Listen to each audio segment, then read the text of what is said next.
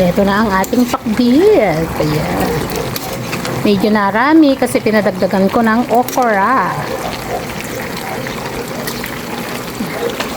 Hindi pa tuluto ma? Para inin na inin. Yan, si grandmama nagluto nito.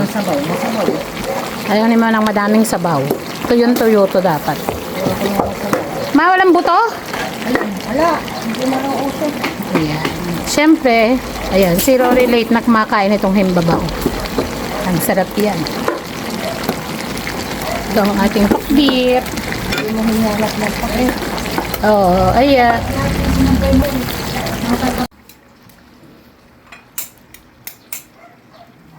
Ibubuhos ko na rin eh. Yes ma, sayang.